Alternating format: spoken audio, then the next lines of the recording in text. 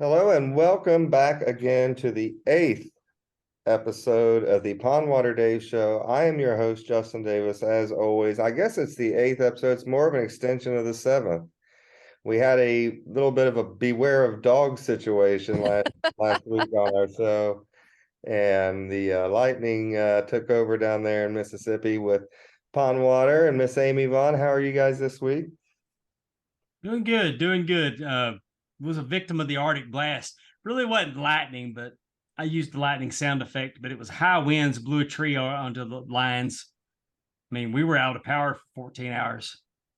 Ooh. And it was 40 degrees in my house the next morning. It was cold. Yep. Amy, how'd your Christmas go? Wonderful, absolutely wonderful. And like I said, as you could tell, everybody, Happy New Year. When this drops, it'll be crazy. It'll be 2023. That's right. In 2022 was pretty good, so I'm definitely looking forward to 2023. Well, yeah, and we're looking forward to 2023 here on the Pondwater Dave Show with you guys. We're just kind of gonna pick up where we left off last week and finish our year in review. Before we do that, though, we're gonna start off as we always do with some trivia and some questions that Amy has for us this week. So, what do you got for us for me and Dave this week, Amy?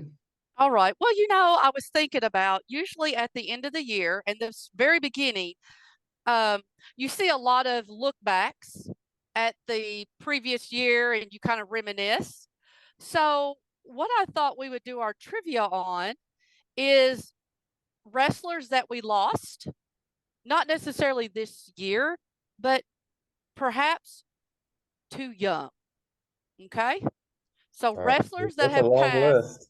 I don't know if we have enough time. That's a long list. Well, it could be. Now, some of these, I'm going to let you all, like, if you know the answer before I even give you the four choices, you can go ahead and say it. Because I think there are definitely some that are, like, obvious. But I didn't know that this is what you were going to ask about, but I watched a TikTok video that was in memoriam. Yeah. Am I saying that right? The wrestlers I have that no passed idea. this year. You know how they do at the Oscars? They'll put it up there. Well, they did this with, I don't know. I'm almost say memoriam. Okay. That's correct. And if you want to correct me, then yes, teacher, tell us, Justin. That is We're correct. asking you. I mean, you could drop it in the comments if I'm wrong. I don't give a shit. Anyway, y'all know what I'm trying to say. But there was a picture of a wrestler. Did y'all see the back in the day Christopher Reeve Superman movies? Yes. Superman I think 2. I saw this. I think I saw this one. But go Superman ahead. 2, when he goes in the bar and he doesn't have his powers and the guy beats him up. Yes. And then he comes back at the end and puts the guy through the pinball machine. Yes. That guy's name was Pepper Watson. Martin. Pepper Watson. Martin. Martin. Yes, I think it was Martin. Was it Martin? Pepper Martin or Pepper Watson. But he was I put it in our group chat. It was but he was in I didn't know he was a wrestler. But I recognized him immediately because the picture they used was from Superman 2. I think I saw that picture. That sounds like a Shawn Michaels story. He walked into a bar in 1995 and lost all his powers.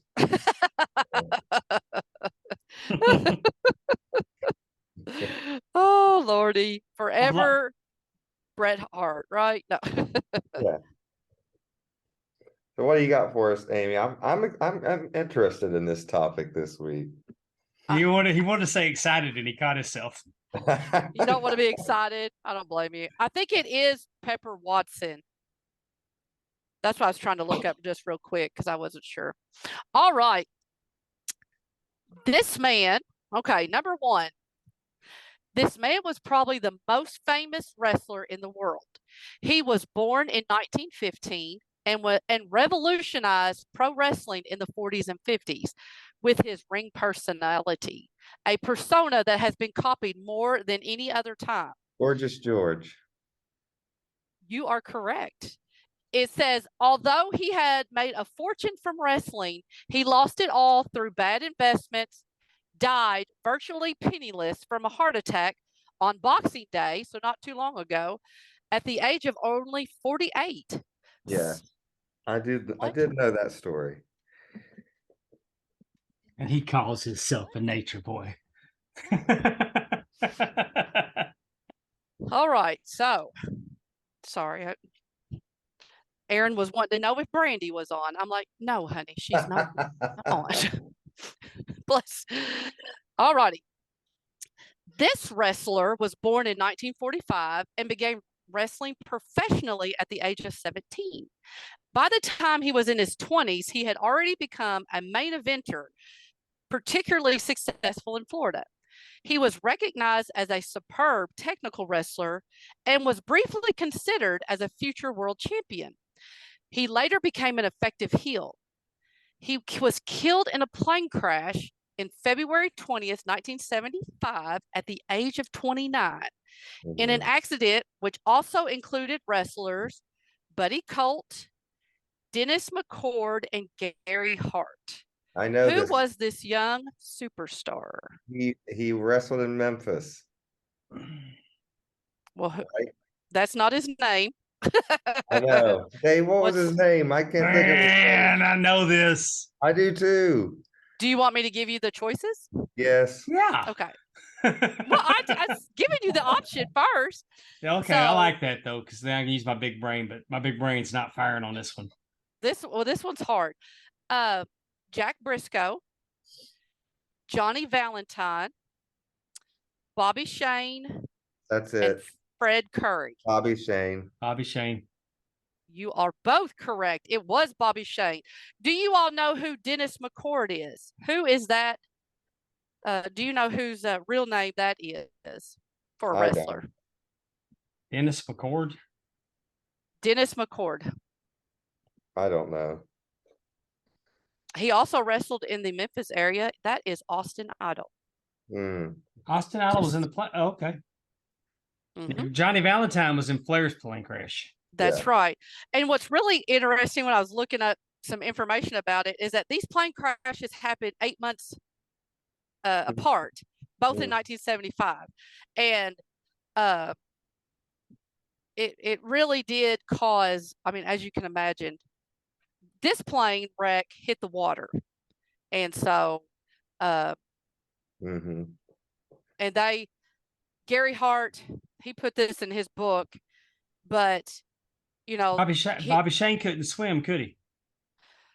I don't know. He didn't put, I don't remember that part, but it was just saying, I remember Gary Hart was just talking about how, you know, he knew that he was getting ready to, I guess a split second, and he unbuckled himself. So he had that, you know, he was already unbuckled from the plane or from his seat. So he was able to get out. And the three of them, so it was Austin Idol and Buddy Colt and Gary Hart. They made it to a pier, and Gary Hart said, you know, he went and like was banging on someone's door, and he had like multiple Austin Idols, like the bottom of his feet were gone. You know, they just had multiple, as you can imagine. I think they said they hit it at like 180 miles an hour, hit the water, and so just they were flying in. I'm trying to remember. Was it bad weather? See, I'm getting the two stories mixed up because, like you said, they're very kind of similar. But anyway, 29, man, that's just a sad What a situation. waste. I mean, yeah, just terrible. So this second generation star was born in 1958 and followed in his father's footsteps, debuting in the ring in 1980. After learning his trade in Pacific Northwest and the WWF, he ventured to the AWA, where he eventually won the top belt. Always the consummate professional in the ring, he always seemed to have a spot in top promotions and was either loved or hated, Kurt Hennig. but never ignored. He was found dead in his hotel room on the 10th of February, 2003, at the age of 44. Who was this perfect wrestler? Oh, that would have gave it away. Yes, oh, definitely. So, like you said, but I'm with Justin. I know it was Kurt Hennig. yes. Well, especially you think about father's footsteps, going back to AWA, it'd be kind of hard to say that it wasn't. And his dad was Larry the Axe Henning. For maybe any of our podcast listeners who are not as astute about wrestling knowledge. And his son is Curtis Axel. Yes, Kurt Henning's son is what's Joe, right? Isn't that his real name? Yeah, Joe Henning. Joe Henning. Is he still with WWE? No. He's been released. Well, does he work back? Does he work behind the scenes? I don't know. I've never heard anything about him. Yeah, I don't think he's there anymore. I don't know if he still wrestles or not. I'm not sure. And Larry the Axe is still alive, right? Or is he passed? I think he recently passed. Recently? Okay. I don't want to be that in the guy. grave before it's too soon. I don't know. Yeah, really. We'll look that up later. Hey, All Alexa, is Larry Henning still alive? Fanbuzz.com. Pro wrestling legend Larry the Axe Hennig has passed away at the age of 82. He dead at 82. Yeah. Okay. All right. I probably will not get very far into this one. This man actually lived to be a reasonable age, but his family suffered a lot of early tragedy. In fact, his family is known as much for tragedy as they are for their contributions to wrestling. This is the Von Erichs. Yeah. He had 6 sons. That's Fritz. Yeah. 5 of which followed him into wrestling, and 5 of them whom tragically died. He was the owner of World Class Championship Wrestling in Texas from 1966 to 1991. He died of cancer of 68, but still that's young. On September 10th, that was a hard 68. Yeah, that's a hard true. 68. He's one of those rode hard and put up wet, right? That's hard. Okay. I am very interested to see who gets this one. You may, I don't know. This wrestler was born in 1878 and arguably the first pro wrestler superstar in America. He was recognized as world champion in the U.S. until his retirement in 1916. After a short time as a ref, he died of uramus poisoning, which I think that's a bladder infection, in December 16, 1917. Remember, they didn't have all this stuff we have now. So, but he was only 39. His unification match with the Russian Lion, George Hackenschmidt. Well, his unification match with George Hackenschmidt in Chicago in 1908 is still discussed by historians. Who was this legend? Who'd you say? Carl Gotch. You think his name is Carl? I know his last name is Gotch. Frank Gotch. It's Frank Gotch is who it is. Good job. Let's see if it gives me a little. On Jeopardy, all you got to do is get the last name. This is not Jeopardy. It says Frank Gotch held the American freestyle title when he wrestled Hackenschmidt in 1908. The resulting win caused promoters to call Gotch world champion, a title he carried until he retired in 1913, but was still recognized in some quarters as late as 1960. All right, I think you all will know this one pretty quick too. This big star began wrestling in 1964 at the age of 18 and almost immediately recognized by promoters as a box office gold. After a few years alternating between Canada and Japan, he was brought into the U.S. by Vern Gagne to compete in AWA. He ventured to the WWF and was a fixture there for the rest of his career, being loaned out to other promotions, but always being under contract to the McMahons. Andre the Giant. Mr. Andre the Giant. Very good. He was, next to Muhammad Ali, the most recognizable sports star of the 70s and universally loved by the fans until a famous heel turn in 1987. After being virtually crippled by illness, he retired from the ring in 1992. On January 27th in 1993, he died at the age of 46 of a heart attack while attending his father's funeral in France. Hmm. Who was this huge star? And then they had to get his ass back to the United States. Whew, bless. That's again, he was 46. He You was just so don't. huge. Oh, I can only When I imagine. tell you his finger was as big as my wrist. I remember when I saw him at the Sportatorium. He tag team with Iceman King Parsons against the Super Destroyers. And when they came down the aisle and I just looked at Andre, it was just incredible how large he was. Do they still have like the handprint? Don't they have the WWF or E whatever? No, actually Baylor Hospital has Yeah. has his handprint. Has a cast. Really? It's not a handprint. Okay. It's a cast of his hand. Yeah. They have Okay. they have a lot of hands in that wing of the hospital, but they have Andre the Giant and Fritz von Erich there. Really? Mhm. Okay. That's pretty cool. I did not realize that. I was born in that hospital. Well, look at you. Again, And another connection to Fritz. and when I got shot, I was saved at that hospital. And you know who? They actually used the cast of Andre's hand to catch little baby Dave when he came out. And hey, do you know who else was treated at that hospital? Where at? Billy Jack Haynes. Oh, of I course have he no, was. no, I have no idea. I bet he was. I bet he was. Mike von Erich was. Really? What hospital was it? Baylor? Baylor Hmm. in Dallas.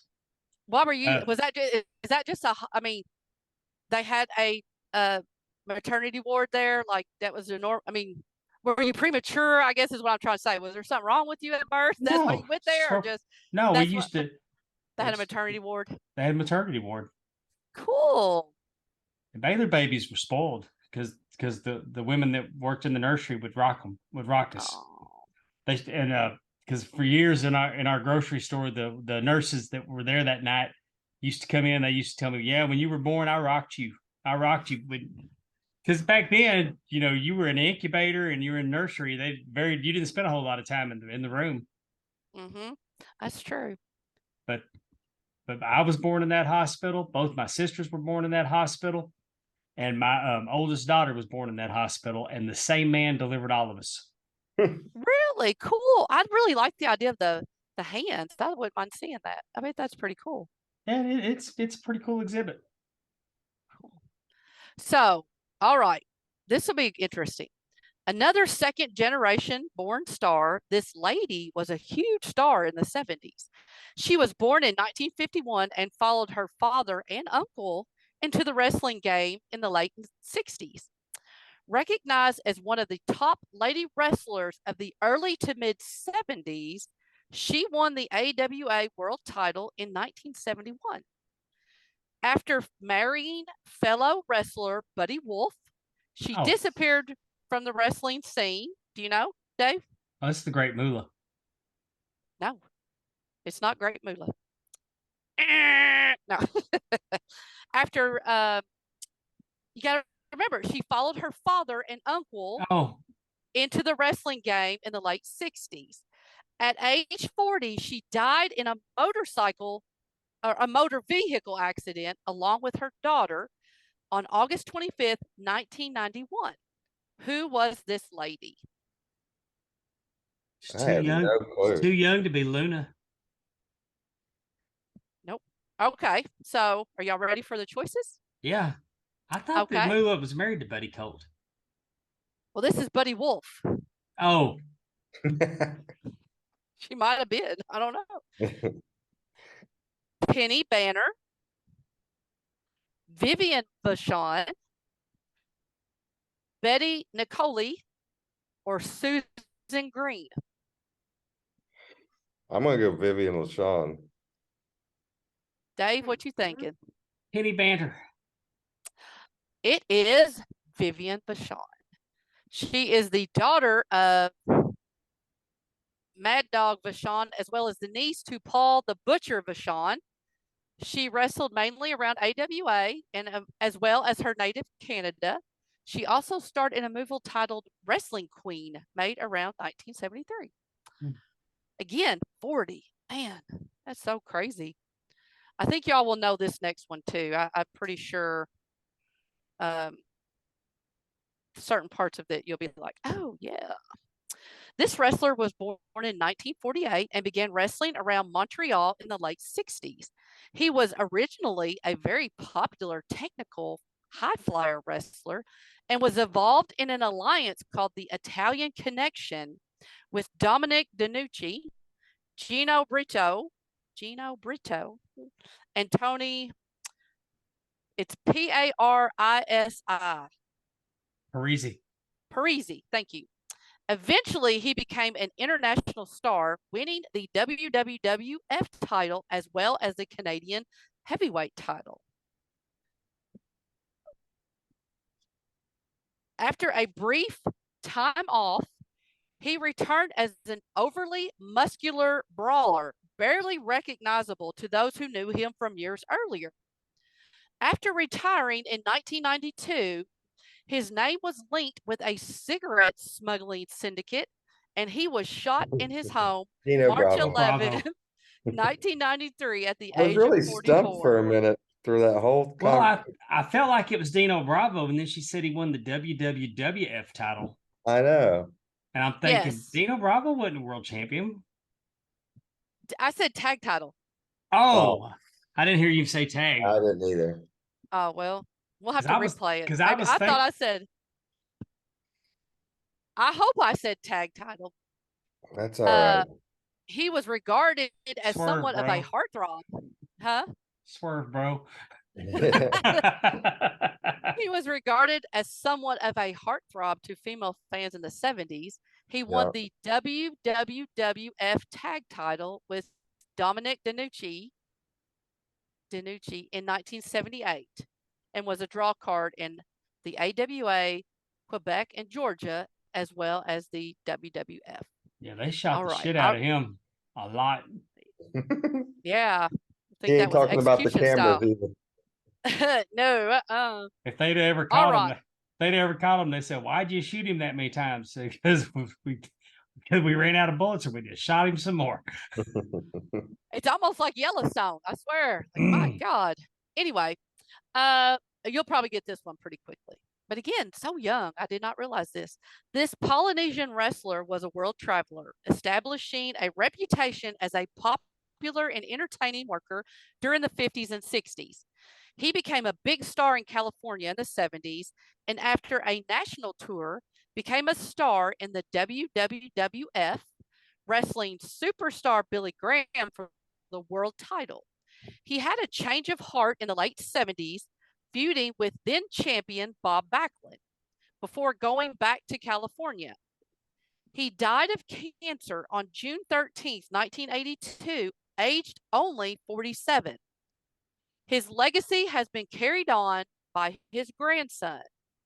Who was this tattooed warrior? The High Chief Peter Maivia. You would be correct. It says he was a multi-time holder of the U.S. heavyweight title, the San Francisco version, and the Americas heavyweight title in Los Angeles.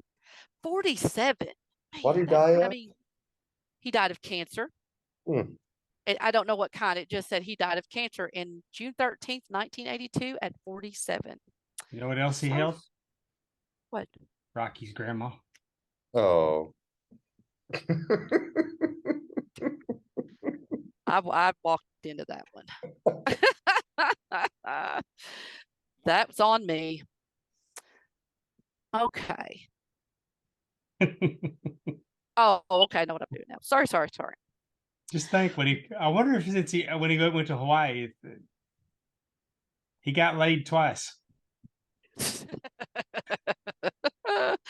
Only twice? Lord. Well, they give the flowers off the plane, and then when he got to the house. Right. All right. Last one. And I'm pretty sure y'all going to get this one too. I may edit that out. That was a bad dad joke. No, you got to keep that in. One of the most controversial as well as most revered wrestlers of all time was born in 1946 and played pro football in Texas before turning to wrestling in 1974. He was an instant success in Florida, Australia, Texas, where he was given the name King Kong. After a brief stint in the WWF, he became a world traveler and was idolized in Japan in particular. Any guesses? Because I'm going to give you this next line is really, Hang you're going to on. know who it is.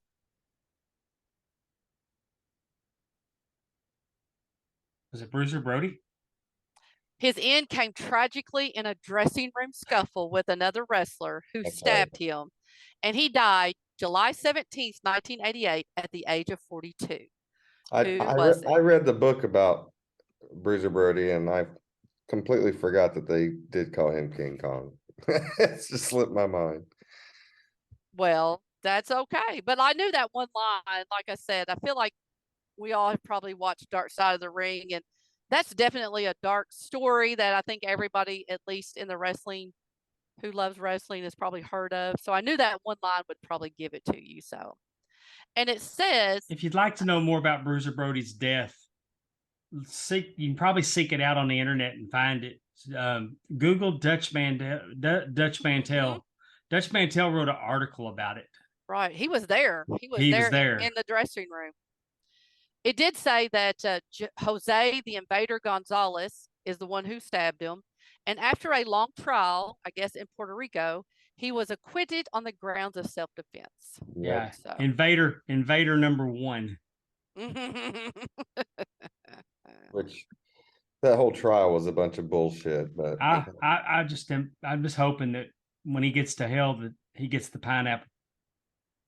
yeah. Well, and he may. Daily. I don't know. I wonder if he's still alive. Do you know? Gonzalez? He I believe is. he is. He is. Jose Gonzalez is still alive.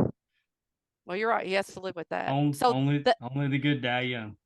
That's right. And that is what our whole trivia was about, is that wrestlers who died too young at the beginning of 2023, we remember the ones who have fallen. And now we're going to pivot, and now we're going to look into the future. Okay. So I just have a couple questions. I just want to ask you all. We're going to get it on tape. So that way at the end of 2023, we can look back at what you said and we can see who said what. And we're going to guess who's going to die. We're going to guess who's going to die this year. No. Never. No. I'm just kidding. That's a no. I'm totally putting my money on Teddy Hart if we are. No, he will live to be 102 at the, I mean, that's usually what happens. No, but I just got a few questions that I want to ask you about predictions about 2023 and see what you all think. And you can give yes, no, you can give a little bit more information if you want to. Like I said, the first question, does Vince McMahon return backstage, like in the gorilla position as a producer, whatever you want to call him, in 2023?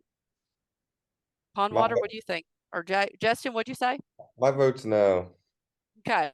No, you do not think he makes a return. Okay.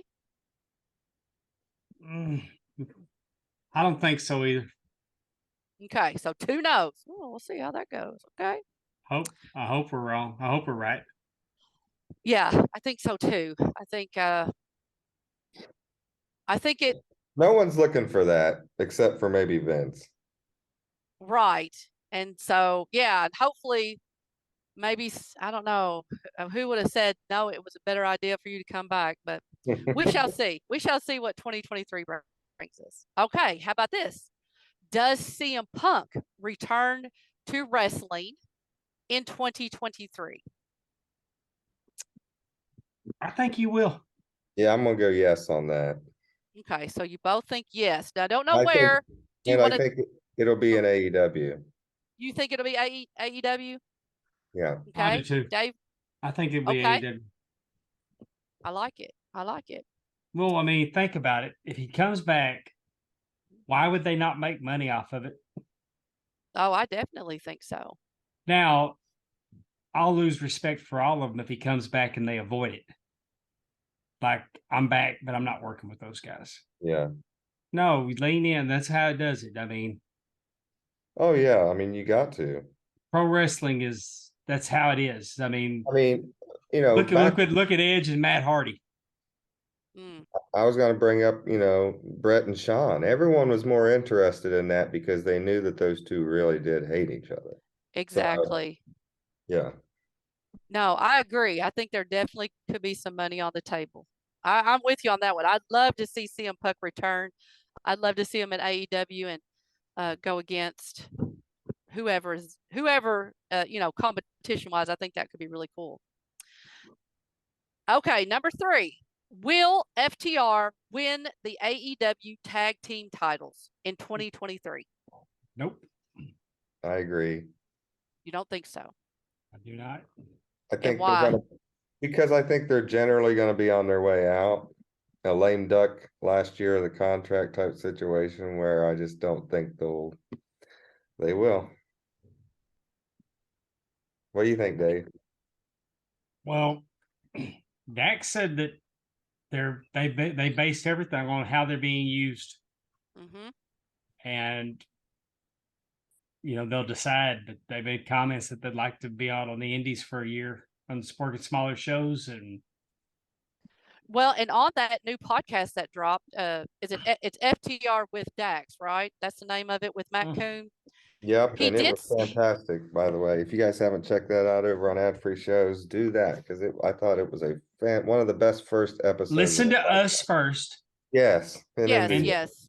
Like we're like first match, and then and Monday, then listen to Dax. That's Monday right. go over there and listen to Pondwater on the After Mag chats. As this week they will be talking about Bearcat Brown and Harley Race, right, Dave? Bearcat Wright.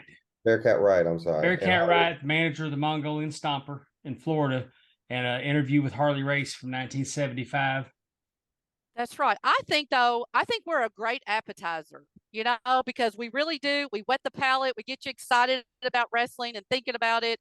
And then you can go over to Matt Dax for the main course and really, sink your teeth into that. Well, It'll be interesting to see because he said they're going to Mexico to defend the title or AAA this weekend or whenever, and then January 4th they're in Japan to defend their tag team titles there. So it'll be interesting to see because they dropped the ROH, champion tag team titles. It'd be interesting to see what happens in these next 2 matches to kind of say what you were saying, Justin, and Dave, are they kind of letting that all go to? Well, Mexico and Japan doesn't have anything to do with Ring of Honor, so No, but I'm just saying, are they trying to kind of unload belts so that way they can go through the next year, and then if they really do want to not resign, do indies, like they don't really have anything contractually obligations out there, is what I meant. yeah. So, okay. Who defeats Roman Reigns in 2023? Who Cody takes Rhodes. the? Cody Cody. Rhodes. You think Cody Rhodes is going to? Do you think Cody Rhodes is going Now, to take the belt off of him? Yeah. the only other scenario that might play out, and I talked to quite a few friends about this last night. We kind of did a roundtable on a Zoom, and the majority think it's going to be Cody, but there's some that think that Roman won't lose it, and then there's some that think that Sami Zayn could be the one to take it and then lose it to Cody. But I think in December, at this time next year, Roman Reigns will be the champion. Okay. And that's my prediction. But I do believe Cody's. There's no way Cody doesn't beat him. Yeah. But I think once he gets the championship, it's going to be a deal where he doesn't keep it long. So let me ask this. This is part 2 to that question. Does Sami Zayn turn on the bloodline, or does the bloodline turn on Sami Zayn? Bloodline turns on Sami Zayn. You think bloodline turns on Sami Because Zayn? because if you're gonna flip him babyface, you want to get the sympathy on him. I think him flipping would not do that as well. And it's not a given that it's going to happen. Because as True. long as the merchandise is selling, WWE has a track record of not doing what you think they're going to do. I mean, they never turned Cena because of the merch. Mm-hmm. They've never broke up the New Day because of the merch. True. They will stick with something. And what's going on with Sammy is working. And if they can keep figuring out 97 different ways to call him an honorary Oos, you know, and this is I just don't think you think it's going to happen, but I don't think it's going to happen until they're going to milk this thing for all it's worth until it's just they have to do it. If they do it. I mean, what if they go the other way around and Roman and Sammy turn on the Usos? Or let's go way out there in fantasy book. What if Jacob Fatu shows up? And Jacob and Solo, I mean, maybe they'll turn on the Uso brothers. And Sammy's still there with Roman. I do like the idea of Jacob Fatu with Solo. I like that. And then beating the Usos for the titles. Definitely see that. And maybe Roman takes up with them and the Usos are out. That could be interesting. I mean, like you said, that definitely is probably, I would say, the best storyline that we've seen in 2022. Sure. You know, I mean, like you said, and it is just very organic. I mean, I love seeing the little hand things that him and Sammy and Jimmy do, or Jay, which I'm not sure how they do. But, you know, like you said, I don't know which one's which. Sammy has been made like this is a position Sammy was made for. I mean, I believe really, Jay really is. I believe Jay is the one that Sammy was having the conflict with. Yeah. Okay. Jimmy was the one he was tight with. Okay, yeah. That's what I thought. But then I'm 100% on who Solo is, though. Yes. I know Roman. I'm very confident I know that. Yeah. All right. Next question. Who wins the Royal Rumble 2023? Cody Rhodes. I don't think it's even close to a question. I think Cody wins it, then goes to WrestleMania and wins the world title. Do you think do you think Cody will be in the first 20 or the back 10? What number do you think he'll draw? Where do you think they'll do for 10. him? Back think 10. He'll come in late? Yeah, because it's going to be a surprise return. So you don't want to blow your load in the first 10 draws out there. I think you'd want to save that to the last 10.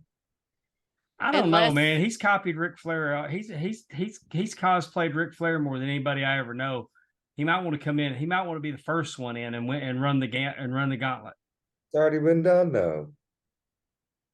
Yeah, but I'm with you, Dave. I could definitely see, like, let him come number one over the obstacles. I mean, just the visual of him taking off his jacket when he wrestled Seth Rollins and the bruising and all that stuff. Like, I think there's two things you want out of it.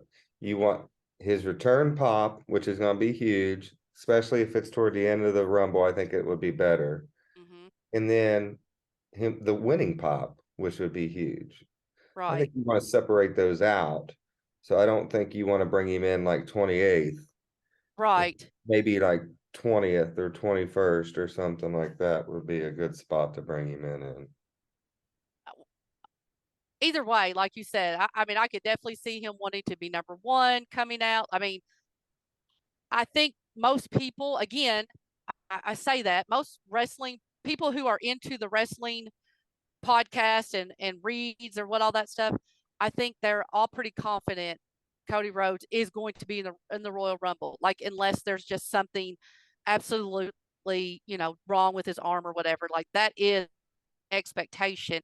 It's just trying to figure out when is he coming. And I feel like it's going to be one of those things that everybody that comes out is going to be a disappointment because they're waiting for Cody.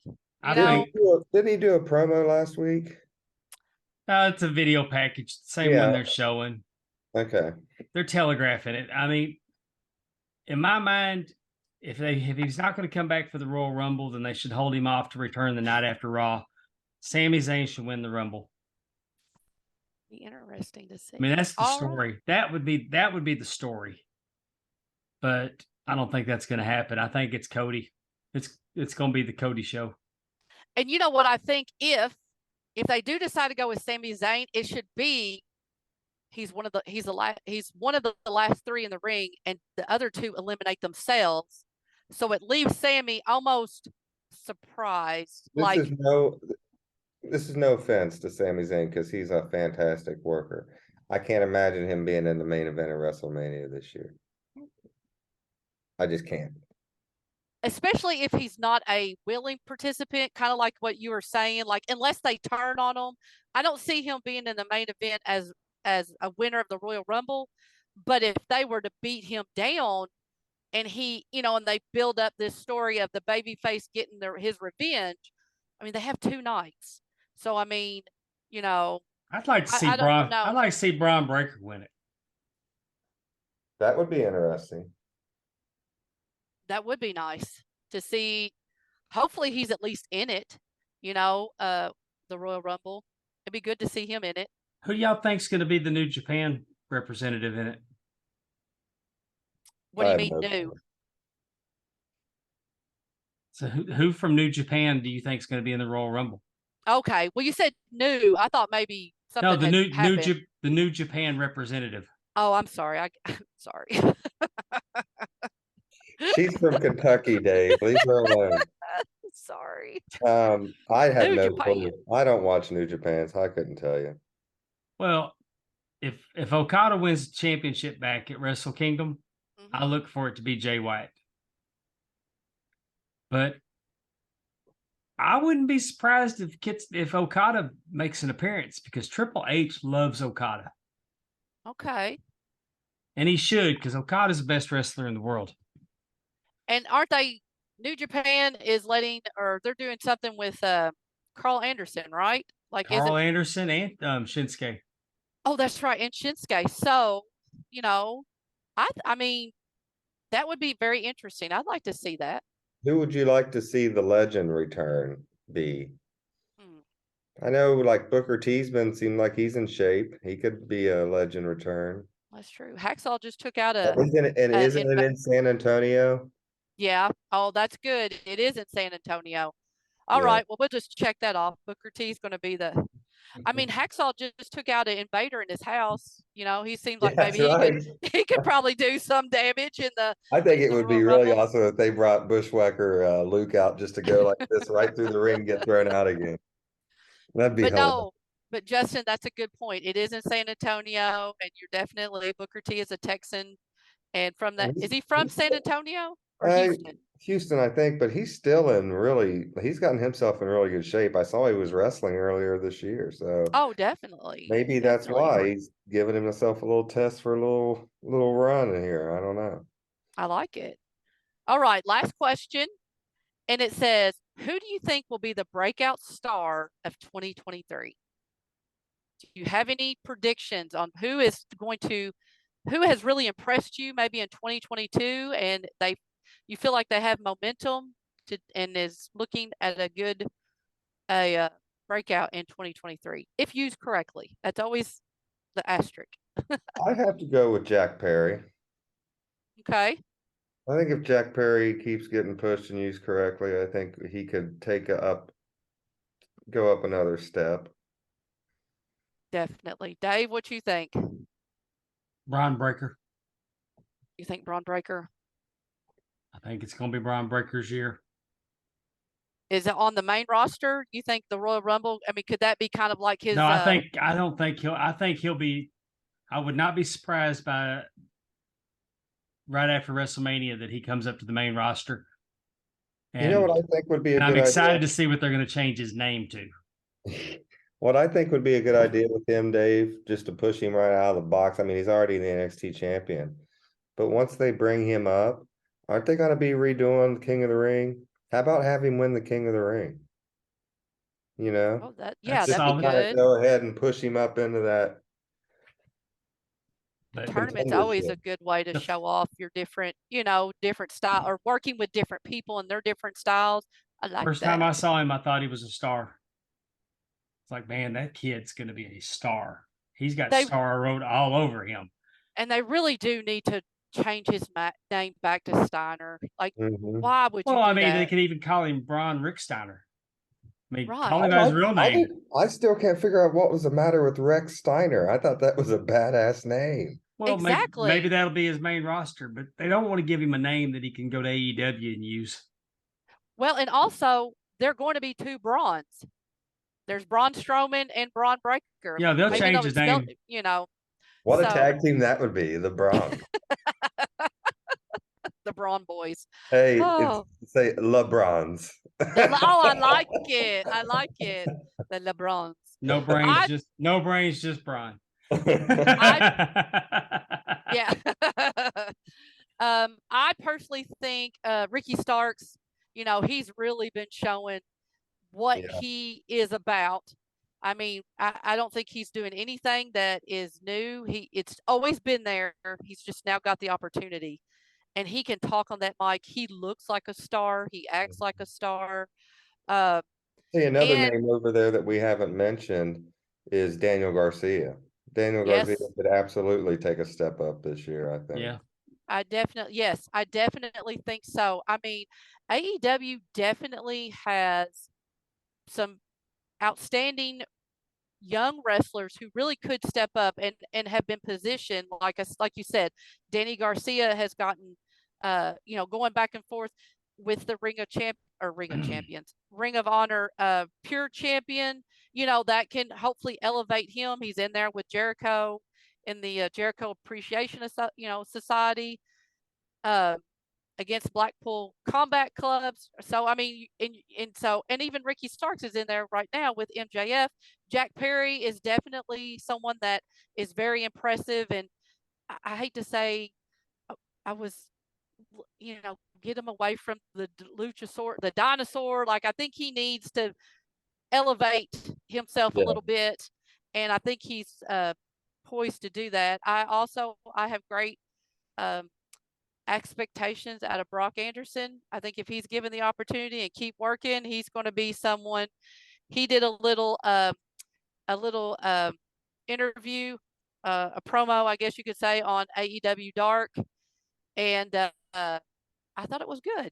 You got to give him a chance, and so Oh, I he think can he's doing talk. really good. He's got his daddy's talking skills. Yeah. Exactly, and I'm sorry, I was just going to say yes, he does, and I'm looking forward to it. My obligation, I have to show you, because I love Arn and Arn loves me. So, but I do think Brock can do some good things. I'm That's, excited to see it. that's our show and tell for the week. Amy's Iron Andy. I just have this right here to show all the time. It's in writing, everybody. So, Well, Amy, thank you for doing yes. the trivia and those questions for us. That's definitely a lot of good things to think about 2023. I think it's going to be a great year in wrestling. Anytime you have competition, which I don't know if it's necessarily competition in WWE right now, but anytime you have that other place for someone to go be on TV, I think is always good for the wrestlers. And when things are good for the wrestlers, things are good for the wrestling business. So I think that 2023 should be a good year in wrestling. But let's go back to talking about 2022. Before the ice storm or whatever hit Dave down there, we were talking about March of 2022 and what happened. And of course, I think what we left off with was Super Dave Miller's induction into the Southern Wrestling Hall of Fame. So Dave, I know that was special for you. I remember when that happened. It meant a lot to you, which it should. Not too many of us got put into any Hall of Fames. I mean, Well, I think Evan Williams might put me into their Hall of Fame after I've given them $6 million by the end of my life. But other than that, I think that's about the only Hall of Fame I'm going to get to be in, Dave. I started looking at the people that went in before me over the years. You had Stan Hansen, Bruiser Brody, Terry Gordy, one of these things ain't like the other. I mean, what do y'all what am I doing going into this Hall of Fame? And had a good friend told me that I deserved it, and you need to quit thinking that way. And so I was really honored. I leaned into it. I'm proud of it. I mean, I was proud. I would have just been proud to be nominated. But they thanked me for my contributions because I started out as when I was refereeing. I did the ring announcing. I managed the medics tag team.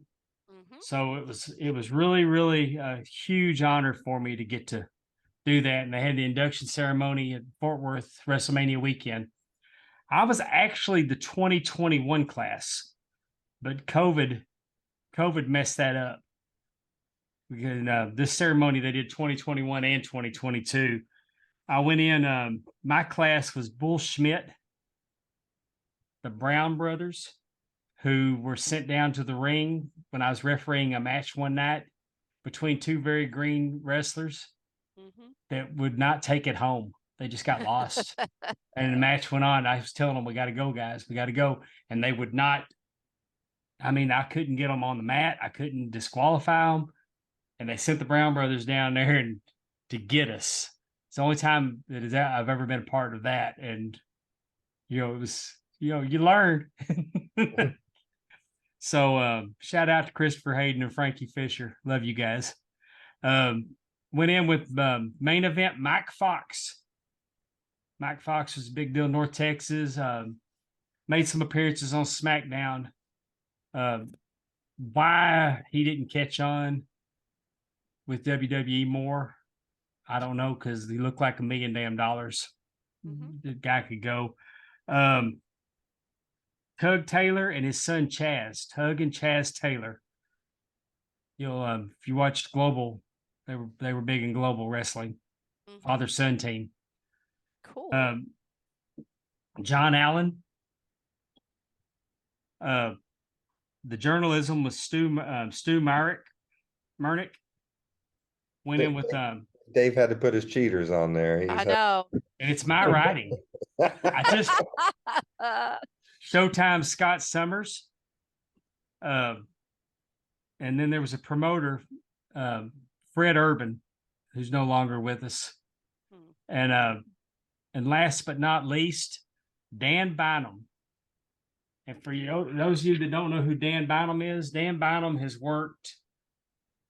He was worked in production for World Class, for WCW, for MLW. He does a lot of production music, and he was also long-time production guy. But the thing that he did that everybody's immediately going to know is the Bad Street USA video. Yeah. And we've become friends since then. And it was kind of funny because at Starcast, Conrad was talking to him and he called me over to introduce me to Dan. I said, and me and Dan, who were hugging because we already knew each other, we just went in the Hall of Fame together. That is so cool. And Justin, I think and you probably would agree, both of us are probably more likely to go into a Hall of Shame versus a Hall of Fame with our whiskey love. I know I've done a few walk of shames back in the day. But the promotion that does the Hall of Fame is IHWE. At one time it was Insane Hardcore Wrestling Entertainment, and then it became Iconic Heroes Wrestling Entertainment. But wrestler promoter David Fuller at Fort Worth area. I was with him. I mean, he used to run out of flea market. He started in the backyards, but his passion for wrestling has always been there. So where was it held at? The Ridgely Theater in Fort Worth, Texas.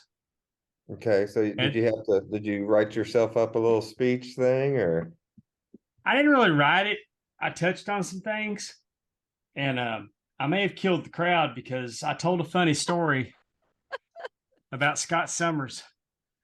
Scott Summers was we were working a show in San Antonio at a bar, and it was old ECW field, double decker bar, upper level, people hanging, and a rowdy drunk crowd. And I mean, it was a fun show to work. But I got in the ring, and when I got in the ring, Scott Summers was cutting a promo, and he goes, "Look at that referee. That ref touches I bet you that's a kid toucher if I've ever seen one." Oh my. And then the crowd started messing. They were chanting, "You touch kids, you touch kids, you touch kids." And I'm horrified. Yes. And I'm damn sure not gonna laugh. But I'm selling it, and it's just that. I mean, he had the crowd in the palm of his hand, and I mean, Scott Summers was an incredible performer. And the first time I was ever, they don't on the indies, they don't call it in the ring as much as they did in the old days. But one time I was we went to a town in West Texas, and it was a benefit for a cancer kid, and the whole town showed up at the school. It was packed. Intermission went over an hour because the autographs. I mean, the crowd was just, they were there to support the whole thing. And the main event was Scott Summers versus Mike DiBiase. Oh. And for the NWA North American title. And it was anything goes, and they called everything. So I said, "Well, hey, what's the finish?" They'll go, "You'll know." Oh. We don't know what we're doing. We'll figure it out when we get out there. And I mean, it was great. They were using me to go back and forth. It was just a great experience working with Scott Summers. Never a dull moment. Roddy Piper might have been a hot heel, but the crowd never yelled, "You touch kids" at him. So even he couldn't get as much heat as you could, Pondwater No did. kidding. Thank goodness that didn't follow you. That didn't become your stitch. Can I ask you just real quick, when you said that you would have been just happy to be nominated, now that you're a Hall of Famer, who does the nominations and who votes? Is it previous Hall of Famers? Do they have like a group? He's got a little committee that he uses. Okay, well, cool. And it's an actual Hall of Fame that is archived. I mean, a lot of people just do their Hall of Fame, and it doesn't. I mean, right? They might write a name on a wall somewhere. I mean, no, they're never. I mean, even the WWE Hall of Fame is not a brick and mortar Hall of Fame. It's just right. But this one is actually archived in the University of Texas and University of Texas Southwest, and in Arlington. That's awesome. awesome. So cool. So it's actually in their library. This is an archived Hall of Fame, which I think is pretty cool. Yes. Yeah. A couple other things that happened in March. Tony Khan buys Ring of Honors. We remember that. I mean, I don't know if this has as much of an impact as people thought. I don't really know why he wanted to buy it, other than make it a developmental thing for him. Content. He got the tape library. It's one thing WWE didn't. So he's trying to build.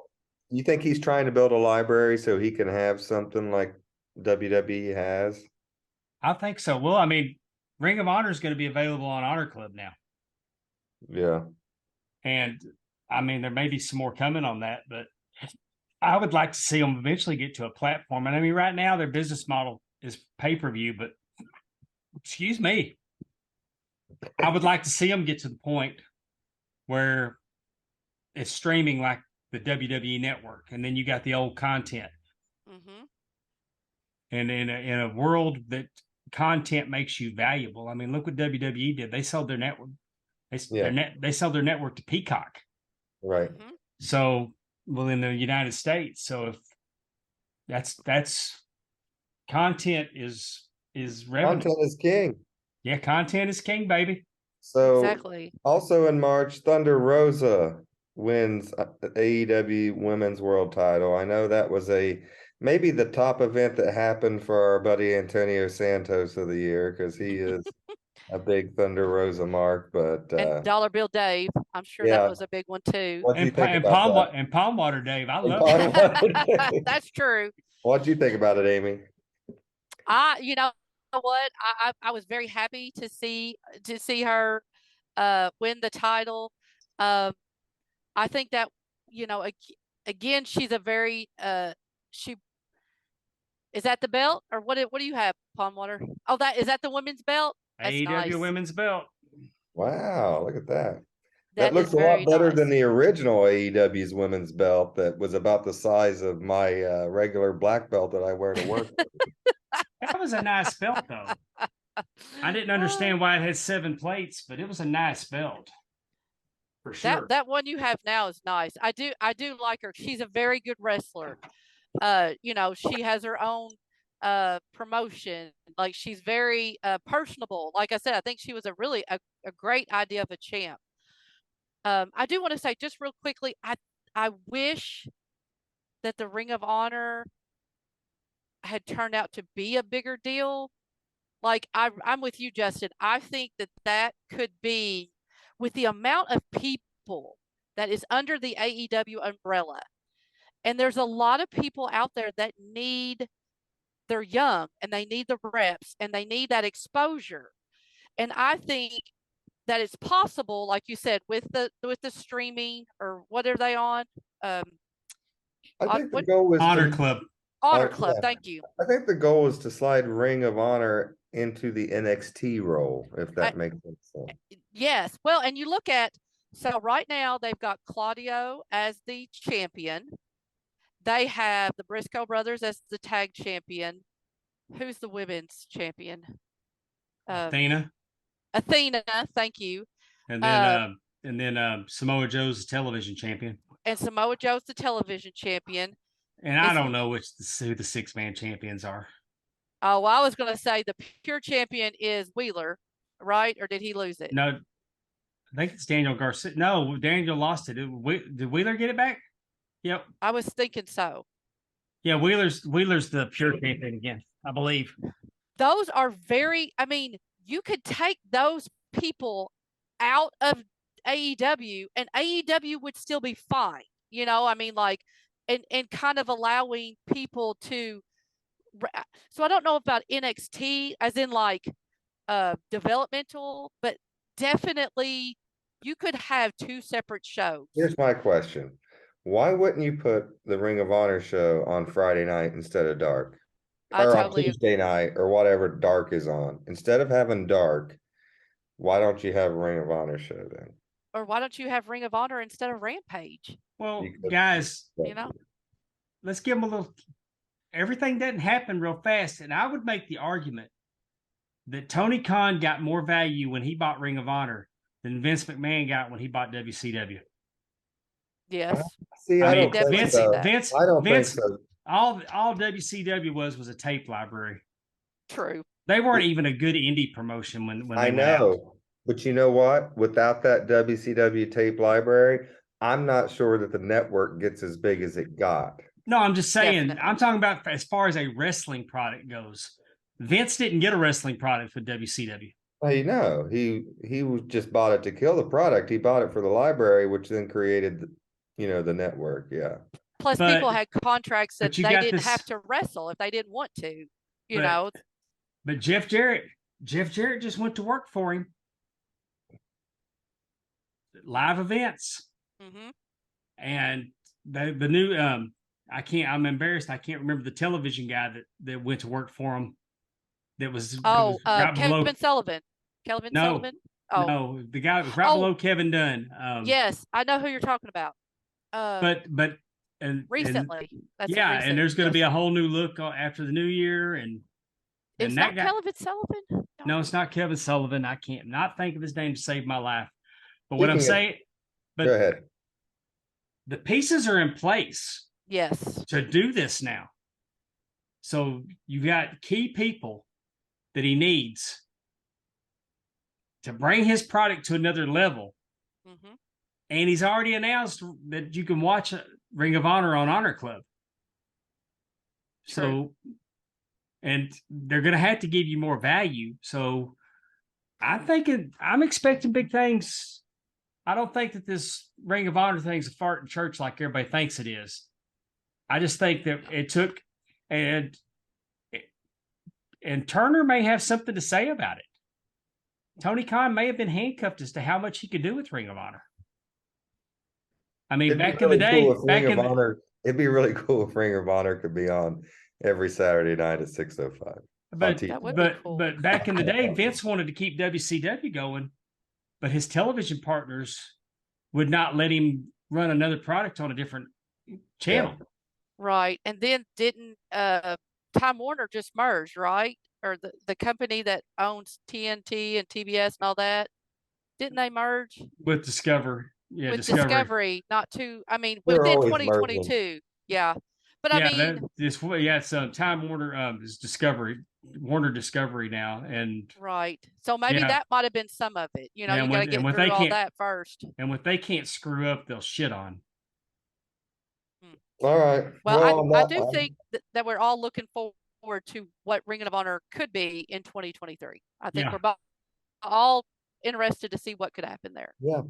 Well, let's get to April, because at this point, this is going to be a 3-episode year in review. We ain't got nothing else to talk about. We can do it. That's right. We can do it.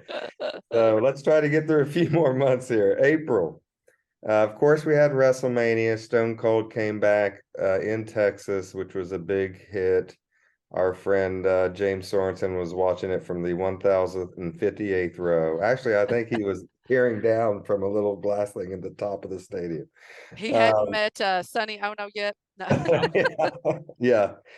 But yeah, WrestleMania 2-night event. I thought it was solid.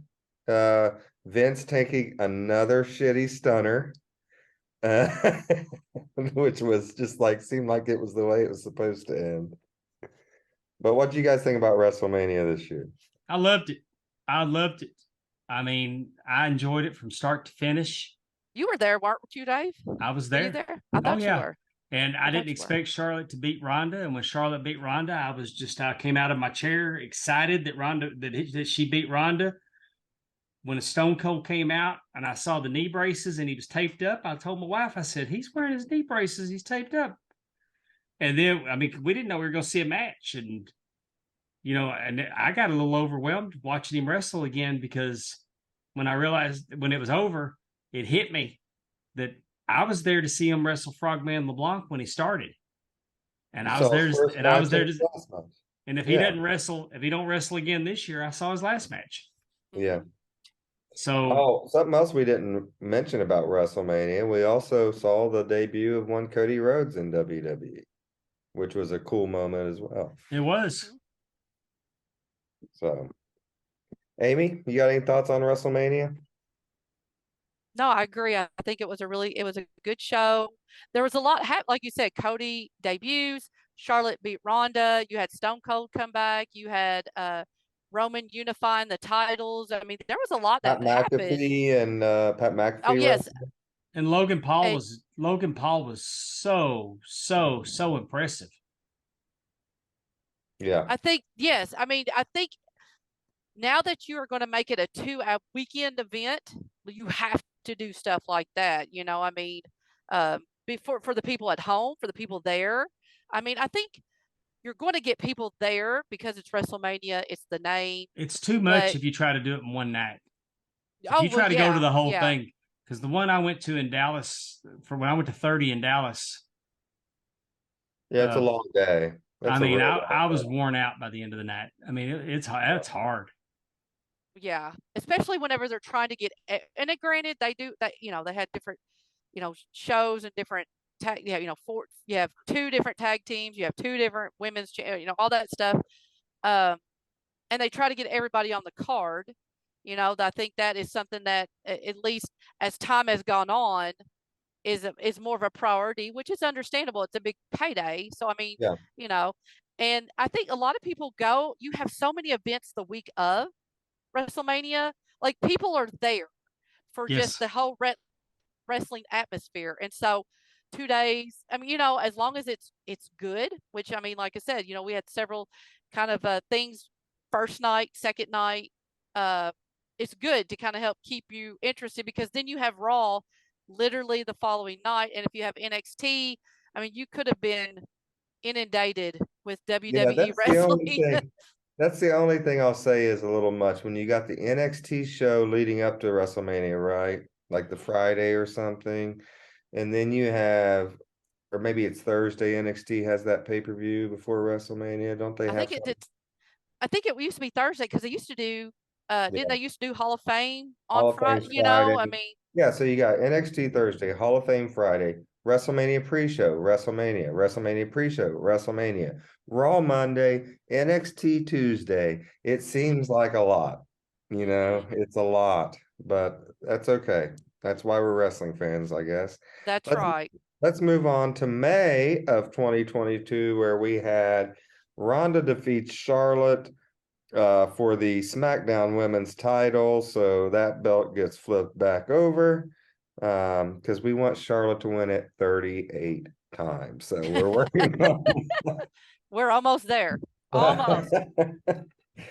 Also in May, we have Britt Baker, and Adam Cole win the Owen Hart tournament.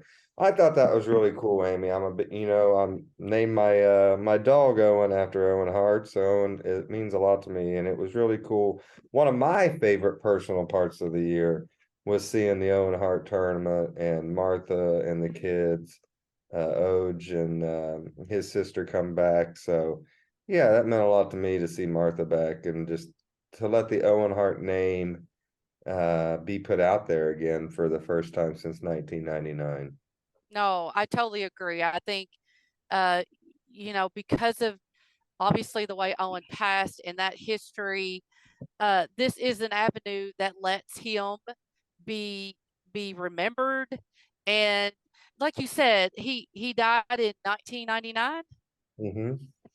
So I mean, that's 23 years ago. The probably, you know, most I say there's a huge generation that really don't know him unless they hear the name or whatever. Because again, with WWE, they're not running a lot of, they're not making a lot of documentaries or specials because of that kind of history. Yeah, So this is definitely a way to honor him and kind of put him back out there. And I'm really, I like I'm okay with tournaments. I know some people are not huge about it. I love it. I I do love it. too. I think you get to see different people who never rest. You get to see good guys and good guys go against each other, or two bad guys. You get to see different styles of people wrestling each other because of the way a tournament, the brackets fall. So I mean, I always like. I mean, I'm cool. I like tournaments, so I do think that that was something really that has a good history and can really, like I said, see a long line, of winners, and I think that's cool. The only thing I think, is I wish that it was a trophy instead of a belt. It just because sometimes they wear that belt, and it's just I don't know. Yeah, Tony Khan loves belts. yeah. I know, and it's a nice belt. It's just I think it's kind of cool that the Owen Hart thing is a tournament, considering, he was the second winner of the King of the Ring tournament. So it's kind of a cool tribute to that, I think, in a way. Well, I and I mean, do. Oh, go ahead. I'm his family wasn't ever going to let WWE do anything. So No, this is yeah. good. And I do think, kind of what you're saying with Owen Hart, people getting to know him more. He was definitely, I say, he really thrived in tournaments because he really could wrestle anyone in all types of styles and That's make right. everyone Yeah. look good. So I You, think that is a homage, yeah, because accidentally even if maybe. Owen's not going to win the tournament, you want him to go deep so he can make an Ahmed Johnson look good, or Vader, or Exactly. whoever. Yeah. Definitely. All right. Let's see what else. One more thing in May. CM Punk wins the AEW title. That was very short lived because I believe he came down with an injury in the same night. Dave, was this that night? Yeah, didn't he jump? Yeah, he broke his foot. Yeah, he jumped out in the crowd, broke his foot. So that kind of just shit all over this first run as AEW champion. So of course he had to give the title up, and we had an interim champion or something, I think. I don't even remember at this point. Yeah, they had it matched for the interim title.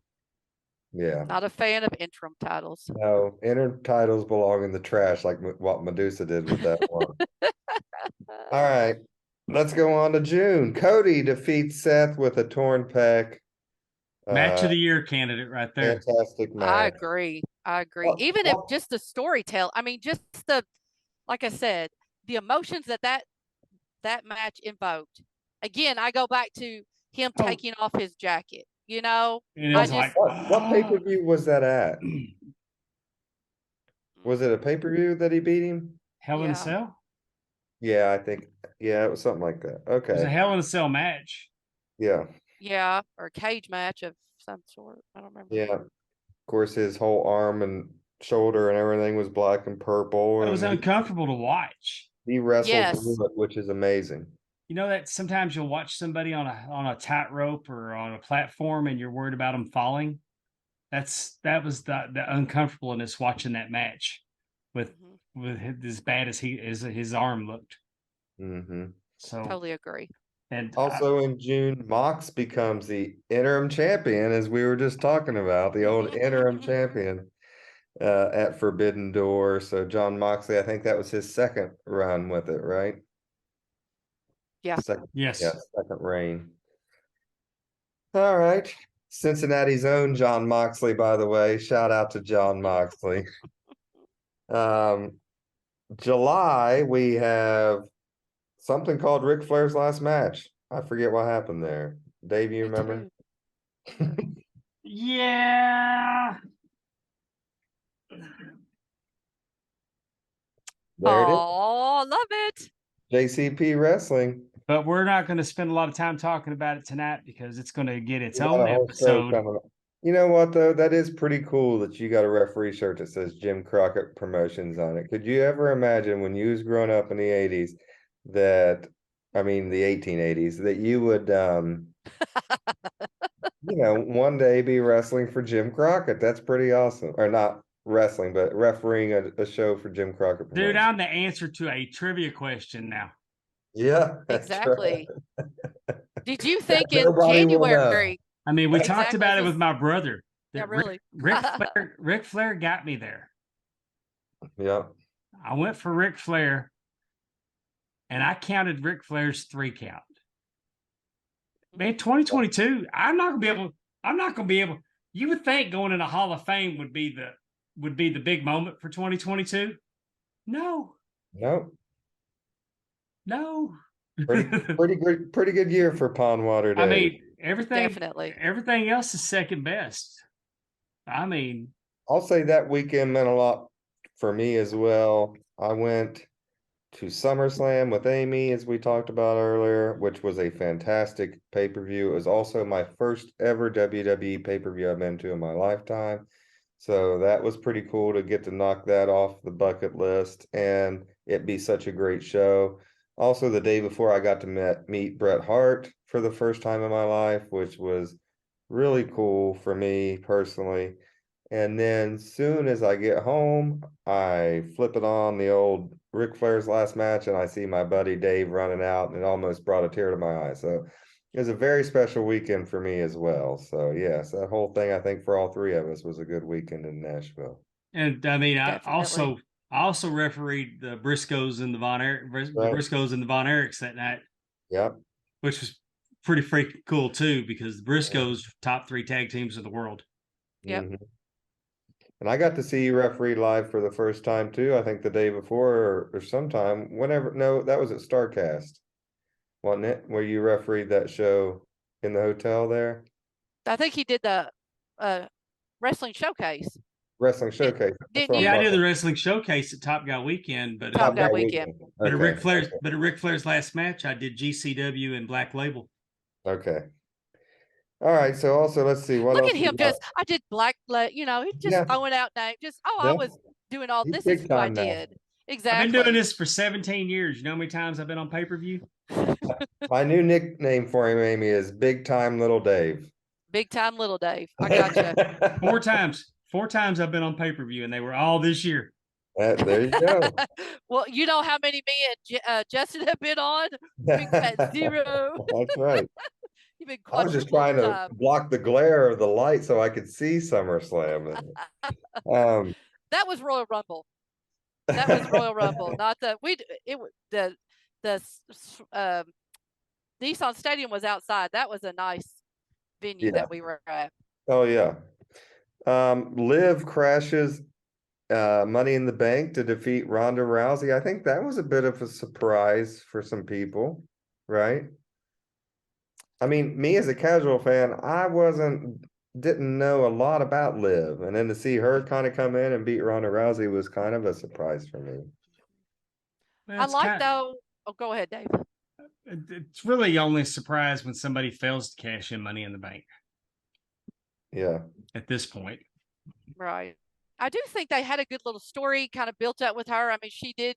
I think there was a group of people or fans that really did want to see Liv, or felt like she had been working hard and I do like how they did it. I mean, Rhonda, she was like uh, limping and she knew it was her, I mean, she was injured, I mean, and so I do think if you're going to cash it in, heel or baby face, it makes more sense to cash it in when the belt has already just been defended, and Right. so I Liv mean that makes sense. Liv has really stepped up in Charlotte's absence.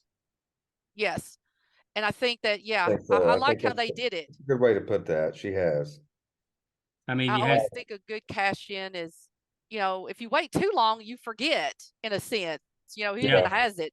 So I don't mind the day up. I mean, she saw the opportunity and she went for it. And I like how Rhonda was like, oh shit, like Yeah, she said that. Oh yeah, shit.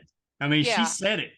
So I think that again, that helped add to that Rhonda was really hurt and like she's gonna or she was really hurt and that she was gonna have to do uh she might lose her title. So I thought that was good. All right, this next topic, in my opinion, is the story of the year. It happens here in late July. Out of the blue, Vince McMahon is out as the head of WWE. He resigns. He stays as the chairman of the board, so to speak. He keeps his stocks. However, he just kind of steps away from the day-to-day dealings of the business. I never thought I'd see the day that Vince McMahon was breathing and not running the ship, but this is part of the issue. The day that Vince made his company go public, he had to know this day could be in the future if some of the things that are alleged are true that he did in the past. What do you guys think about this? When you spend more money on Tel than you do WCW, it's liable to come back to bite you. I do agree with like what Justin said. When you're a publicly traded company, you're definitely opened up to scrutiny. Uh, you know, I'm not for sure, the whole thing with the paralegal. And then, as far as I know, there's the one ref in the 80s, correct me if I'm wrong, that claimed that she was assaulted. Yeah.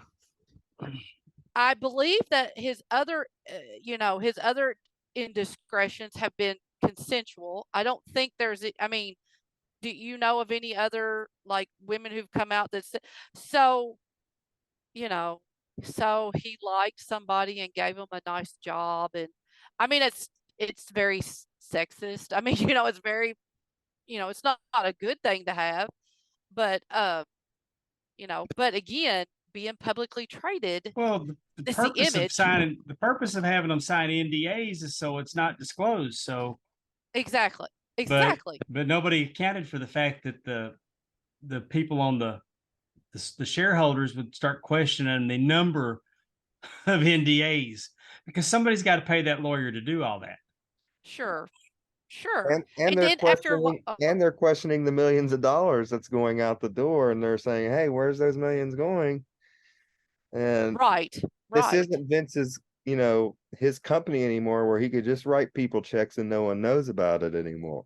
Exactly. Yeah. In order to be a billionaire, he had to he opened himself up to that scrutiny. So, but you're right. The retiring of Vince McMahon is definitely got to be the story of the year. Well, enjoy retirement, Vince, because the product is better than it's been in a long, long, long, long time. Okay. And I wish, if Vince did what he did, it's wrong. I think that this is a good punishment for him. However, Vince McMahon, it's weird to have wrestling without him because he's all I ever knew growing up. And the WWE was his kingdom. And it seems weird, like it seems weird to have in England without the Queen Elizabeth in my lifetime. It seems weird to have WWE without Vince, but it is what it is. And I think it's been a benefit, obviously, as Dave just pointed out. The product has taken off and has been heads and tails better than before. And, sometimes you're there long enough where you just keep stuff stale because you're the one, I don't like it this way. I've always wanted it that way, pal. Well, that's not working anymore, Vince. And it's hard to get that through someone's head when it used to work, All right, we'll move on past Vince. R.I.P. Vince. August of 2022.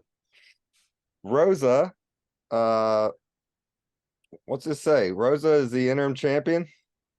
She's hurt. Rosa's hurt. She got hurt, so we got had hurt. That's right. So we had an interim champion crowned. I forget who that was. Was that Tony Storm? That's right. I think Tony Storm beat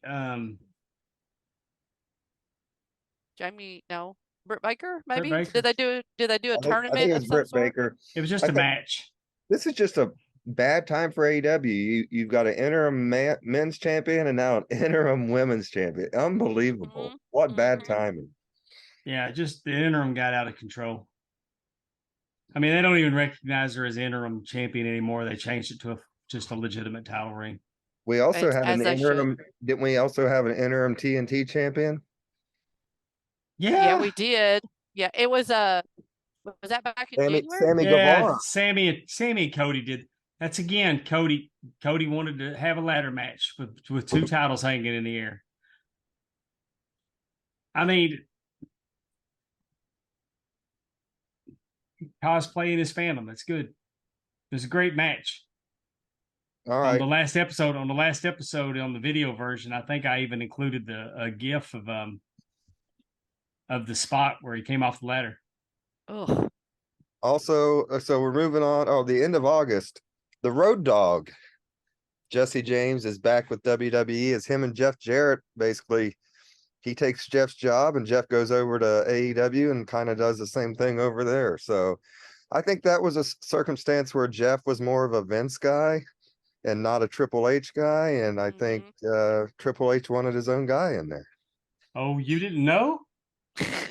Well, and I think, like you said, I think he's getting his team back. I mean, NXT Black and Gold, I felt like was a very successful, show and promotion. So, like you said, getting those people back that he knew he could trust and that he's worked with before after he came, back into power, I guess you could say, is interesting. I really was hoping to see more of Road Dogg. I think he said this on his podcast. He helped produce Ric Flair's last match, or he did the different shows and stuff that day.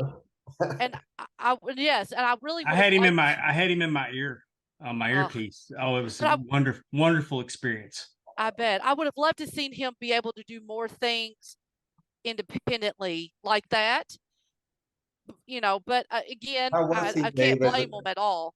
How was he as a producer, Dave? Was he calm in your ear and everything? Very, very calm. It was an incredible experience. And I don't have a lot of experience wearing an earpiece. Yeah.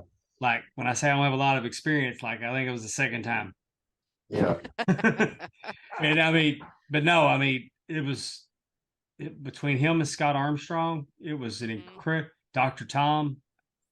Exactly. I can't wait till we talk about Ric Flair's last match because I just whenever I never tire of telling the stories about it. I bet. So On to September. We're almost to the end. We're going to squeeze this in 2 shows, I promise. On Yes. to September, the wrestling showcase, as we talked about earlier, at Top Guy Weekend. Dave got to referee a few matches. I got to check at least one of those out, I know. And that darn Josh Chernoff said I needed to mind my own business. Oh, Well, he needs to find some better looking He ties did. because I've seen his ties and they're pretty questionable, but that's a whole other situation. But I got to run out. I had to run out and check on Brian Hebner because he got knocked out of the ring. Yeah. while we were there, I looked up and Taya Valkyrie had rolled up Chelsea Green. So I jumped in the ring and made the 3 count. Here comes referee Dave Miller. Valkyrie sending Praza to the outside. Oh, shoulders are down. New official in the ring. Valkyrie gets the victory and retains. Here is your winner and still MLW World Featherweight Champion,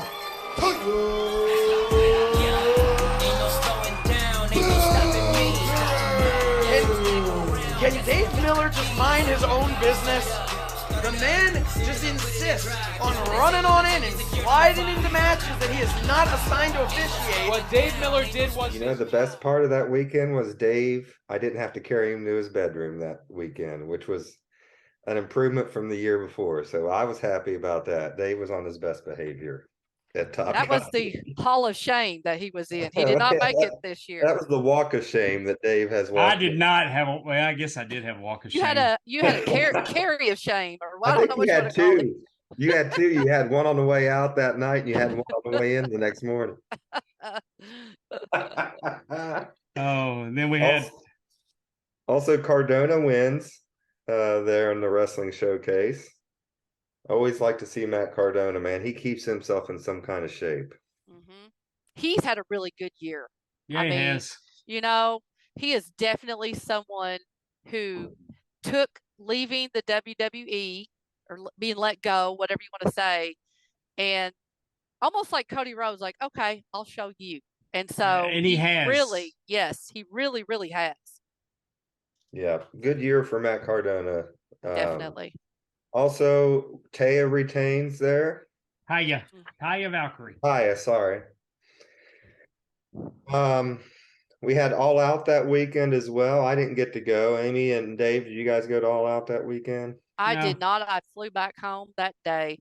I did too. I drove back home that day, so I didn't really get to experience much of All Out there. And that's when all that happened after the media scrum. Yeah, that's when. So then they had to vacate the championship again. It's really unbelievable how snake bitten this AEW world title has been this year. October, the Good Brothers returned to Raw, which was too sweet. A lot of people liked seeing that. Yeah. Also, who else returned? Another tag team here recently. In WWE? Yeah, the African American tag team with the female manager or whatever, and damn, what are they called? BFAB and what are they called? Something money. Didn't they make a return? Yeah, something. The big guy. Yeah, big guy that can't go over top rope. Oh, bless his heart. That was bless his heart. This is why you listen to the Pondwater Dave show for this expert analysis. You can tell how I hadn't even learned their names. That's how impressed I am. All right, top dollar. Top dollar. That's it. Yeah, that's his name, right? But I don't know what the group is called. Top dollar. Seemed like people liked their return when they came back around the same time as well. Hey, I can't pronounce Zelina Vega's team's name. It's Zelina Vega and them 2 dudes. Yeah, I think the only thing missing from the team that the team that we're talking about is obviously Swerve. He had already, he had been picked up by AEW. He was part of that group when they were with NXT. Yeah. And I'm not crapping on either team. I just don't know their names. No, we didn't talk about this return, but I know it happened at SummerSlam, and it got a lot of talk. Was when Bailey came back with the two girls and formed that trio there at SummerSlam. I think people enjoyed that return too. That was a Triple H bring back, seemed like. Definitely. Um, Hit row. Hit row. yeah. All Sorry. right, let's get to November. The Bloodline wins War Games. I think we all enjoyed War Games. You know, we Yes. talked about that a couple weeks ago on the show. Seemed like everyone enjoyed that new concept for that pay-per-view. War Games Survivor Series. It's a natural combination to kind of throw them in there together. I'm hoping they do War Games every year instead of traditional Survivor Series. Yeah, I think most people would be good with that. Yeah, but they better start planning before November. You know what I'm saying? Like, I want war games to be people who really don't like each other, and this is the only way to, uh, finish that feud off, and not, oh, it's November, we need a war games, kind of like what they did with the women, or even worse, oh, we're having a men's war game, we got to have a women's, and it's not because the war games. I mean, and I know we talked about this whenever we talked about that when we did the podcast on it. War games is supposed to be, we're in here, we have been fighting, and we need to get this over with, and we're going to be locked in a cage, and we're going to beat the shit out of each other until everybody's in, and then and then somebody can win. So, it sometimes they tend to, like Hell in a Cell. Oh, well, it's October, so we need to have a Hell in a Cell match. And it's not, it waters it down. It makes it less, the gravitas of the war games. If you know it's coming in November, it doesn't mean as much, I don't think.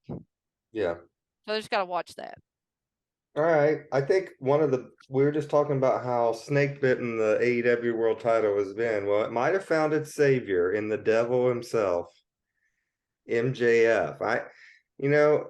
I think most fans knew they were kind of moving in that direction through most of the second half of the year, but I think the fans were really happy. Not very often do you see the fans extremely happy for the belt to go on a heel, but I feel like the fans were good with this. And that doesn't mean you need to make him a babyface. It just means the fans like him as a heel. That doesn't mean you have to flip him, right? No, I mean he's just gonna keep doing. He needs to keep doing what he's doing because that's why everybody likes him. Yeah. I mean, I'm a fan. MJF gets to be the dick all of us want to be. Exactly. They love to hear him talk. I mean, and he does that all the time. I really think he's a mixture of Stone Cold Steve Austin and Roddy Piper. He's kind of like right in between those two to me. But I mean, look at him. He went to UFC and they showed him with the AEW championship at a UFC fight. And that's something that they've lacked. I mean, MJF, I think MJF's going to be a really good champion for him. I do too. I'm excited about it. I think it's possible that he might be the best champion they've ever had, but that's going to have to develop in time. I think they could give him a current run, similar to what going on the other channel with Roman Reigns. I think you can give him a long heel run with the title. Maybe not as long as Roman Reigns, but at least into the summer. Time will tell, shit will smell, cream rises to the top. Yeah. That's right. That's right. All right. Also, we have Saraya returns to the ring. That seemed to get a lot of talk in the AEW world a little bit. People were excited for that. Samoa Joe wins the TNT title. Didn't see that coming. No, I didn't either. Did not see that coming. It's good. That was so weird with Samoa Joe. Like, he left, Vince cut him, and then when Triple H came back, Triple H tried to bring him back, and he was there for like 2 more weeks. And then next thing you know, he's in AEW, and it's like. But you know what? If he wants to work, good for him. Let him work. I don't know why WWE don't want him to work. I don't get it. Samoa Joe, I'd like to see Samoa Joe make a run at MJF. But I think we're going to see Samoa Joe more in the Ring of Honor. Yeah, because we said he's their television champion. Yep. All right, so our last headline for November is Jamie Hayter wins the AEW Women's title. I don't know, anything in December we really need to cover that's happened? I don't think so. We've probably already covered it if it has happened, you Yeah. know? Yeah. I can't think of anything that's really just. So that's pretty much our year in review. I mean, I think, like we said, the biggest story is Vince. There's nothing that touches Vince. I think the second biggest story is probably Cody leaving AEW and debuting at WrestleMania. And then for the third, I'd probably have to go with MJF winning the AEW World Title. Amy, what was your match of the year? Well, Your favorite match of the year. I'm not asking you what the best match of the year was. What your personal favorite match of the year was? I like the first match that FTR had with the Briscoes, not the dog collar match, the one The one before WrestleMania it. weekend at the Ring of Honor pay-per-view. Yes, I like that. Uh, for number one, I'm obviously a huge FTR fan. I think that they are very much unutilized in AEW. I just shake my head. I don't know what's going on there. But they can just they can wrestle anybody. And I like the Briscoes. I don't have much experience watching them, you know, but they are really good. They bring a whole different style. And I just thought that those four worked really, really good together. And I did like the dog collar match. Like there were elements of it that I really enjoyed. But I would say that is definitely yeah, I think that one would be my match of the year. I really did like watching that. Good. Justin, what's your match of the year? I know I'm going to get shit all over for saying this, but I'm going to say it anyways because I don't care. My favorite match of the year was Logan Paul and Roman Reigns. That was a very That's good a match. solid pick. I Yes. think that Logan Paul is going to be an absolute star if he wants to put enough time into wrestling. I've never seen someone spend less time working to be a wrestler and someone be as good and look like a wrestler and look good and smooth in the ring despite not a lot of reps as Logan Paul. The only one I can think that came close to him is Stephen Amell. I think Logan Paul could and should be the WWE champion by the end of this year. If, like I said, if he wants to put the time that would require. But if WWE puts title on Logan Paul, they're going to get a lot of eyes on that product that ain't going to be there the week before. Yeah. That's true because, you know, that was a big conference. We even had that conversation about it, about would Logan Paul would he take the title from Roman Reigns at When he whatever, went in Saudi live, Arabia? Yeah. when he went live on Instagram before his match, when he was going up on the platform and he was filming, he was live on Instagram. I got a notification that he went live, and I went live. I watched it, and I watched him in a very short period of time get up to 72,000 people viewing that. No and doubt. they started dropping when he laid the phone down. Sure. That's when they started dropping down. But in a matter of minutes, he had 72,000 people watching live. That's cool. And listen, And you know, go ahead, Justin. I don't know Logan Paul that well. I don't watch his YouTube channels. I'm old. I'm getting ready to be 38 here in a week. Oh my God. I'm above that demographic, right, of a Logan Paul fan.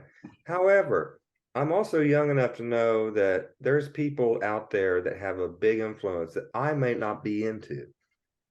That also means that there's going to be a lot of people younger than me that are going to be all in for a Logan Paul run. And who are they trying to get? 18 to 35-year-old. That demographic usually is what everyone's always after. So that seems to be the Logan Paul demographic to me. Yeah. And I think, like you said, you made a very good point, Justin, where I would say the three of us, you know, are pretty good wrestling fans. We were very impressed with what we saw out of Logan Paul. So if you can impress us and you've got his fan base who's going to be impressed because it's Logan Paul, that's a great talent to have because, you know, if like Snooki. You know, when Snooki came out at WrestleMania, whatever she was at, I can't remember. She had a huge following, but she did not impress us with her Right. wrestling abilities. Yeah. But a Logan Paul does, and just what you were saying about Steve Amell, he's on the Green Arrow, right?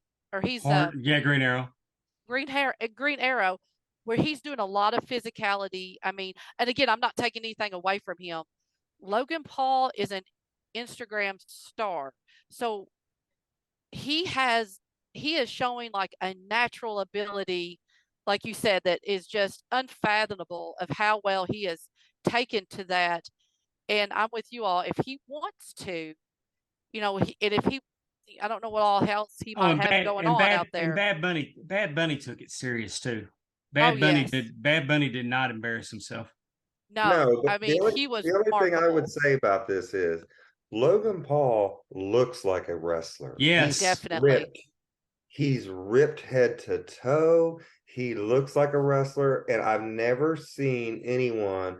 Most of the celebrity wrestlers look like a celebrity wrestling.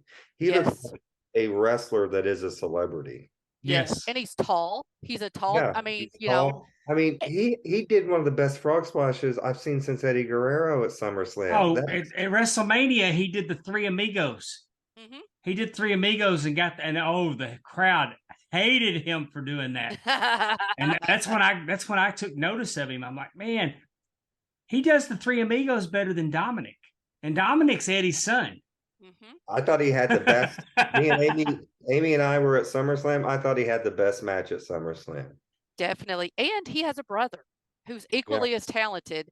So imagine if you could, you know, if you even were able to, you know, get all of that in whatever tag team or what, again, if they want to, you know, because like Bad Bunny, of course, he's on a, you know, world tour, you know what? So if, you know, if that is something, I'm with you. Logan Paul, very, very impressive. And I think wrestling fans and casual fans all saw that. And I think that that is a wonderful talent that they could definitely benefit in 2023. Like you said, he may be that breakout star.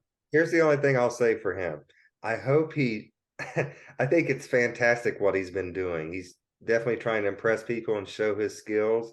But now I think since he got hurt, he's starting to realize you can't work that way every day. You know, I mean, you have to protect yourself in a certain way. And I hope he probably hasn't figured that out yet because he hasn't done it long enough. But I think he will figure that out. But I just think he's a fantastic talent. And we know his mic skills. I mean, Lord, he could definitely be over, in my opinion, as a baby face.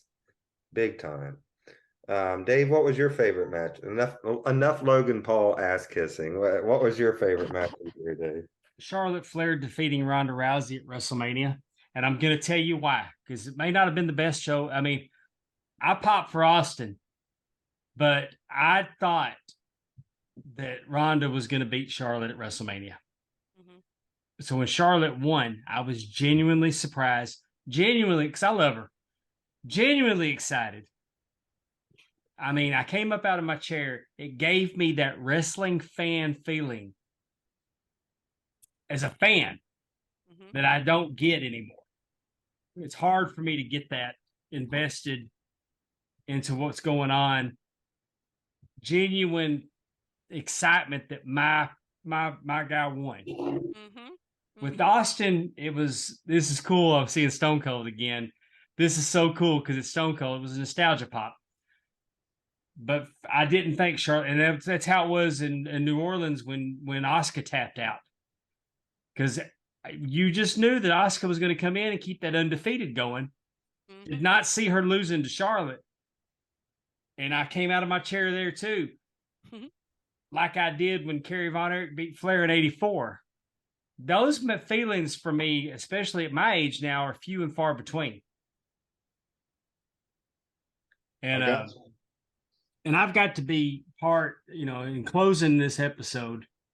2022 was my best year in wrestling.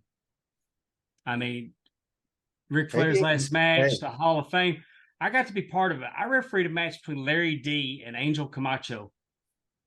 Can I just say, Dave, maybe not your best year in wrestling, but your best year in life. I mean, really, you think 2022 has been your favorite year of life? Like you feel like you had the most fun this year? But now you got to remember, he's married and has kids, so he's got to Well, walk I this know. line very good. No, I'm just saying I'm not saying your best day, because of course that should be the day your kids are born. Right. I I'm just saying, mean, do you feel like you had more fun this year maybe than you ever had? And yes. that could be a part of Teppy. Teppy might be the reason of that. Yeah, I mean, this has definitely been a really great year. Like I said, the Larry D Angel Camacho was the opening second match, my first match of the night. And I was part of something very, very special. Like I knew that this match has stolen the show. I mean, you wouldn't have thought on paper. Angel Camacho is 425 pounds. He's a big man. Larry D's a big man too. And a lot of times those big man matches are just what they are. Yeah, not good. This was just like they had the crowd, and it was incredible, and it went long. I just hope it didn't matter. You didn't accidentally squeeze in between those two and get squashed like a pancake. That would not have been I'm very aware of where Angel Camacho is when I'm in the ring with him. He's our remember, he's our champion now. I was going to say, you can't see over Angel. I couldn't That's part see of your around problem. I couldn't see over him or around him. But